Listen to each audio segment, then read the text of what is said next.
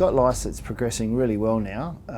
We had a setback with an infection earlier on, post-surgery, which has now settled fully, and he's really building up in a much more progressive way, to the point where we now can start formulating a more strict program for build up towards playing. So much better news on the front of Scott.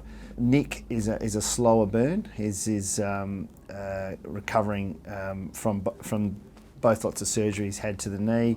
We're slowly putting more weight through the leg, and he's getting more and more flexibility through it. But no dates have been set as yet. It's just 1 week at a time, and he's progressing well. So with Matty Prittis, he came off post-season back surgery, and he's well ahead of schedule in terms of where we thought he might be, which is typical Matthew. Doing a great job with all of his rehab, but you'll see him in and out of training because obviously he's not at full loading at the moment, but doing more and more with the main group in a modified program.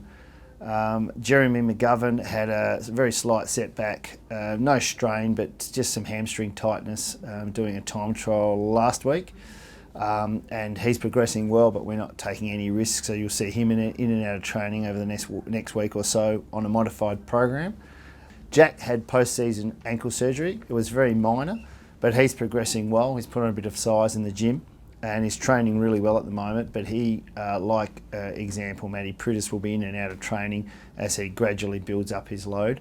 But he ran really well in the 2K time trial and is doing the majority of training, but not quite full. Josh Kennedy has had such a massive load over the last couple of years that we're just basically letting him rest and heal and slowly build him up to full fitness. So he's on a different program to the other guys. So he'll pop in and out of training depending on what our S&C guys have planned for him. Tom turned his ankle actually doing straight line running, as odd as that sounds. But it ended up being a bone chip, which we've had repaired surgically, and it was good in the end, because we were thinking it might be more extreme than that. But he'll be back running as early as next week, but joining in on some training by early in the new year, post-Christmas. All of the first year players are on a graduated program. They do roughly about 60% of the training. Daniel's doing a little bit less because he came in with a pre-existing foot injury, which is healing well, but we're not taking any risk. There's no rush with any of the boys, and in particular Daniel, so progressing nicely.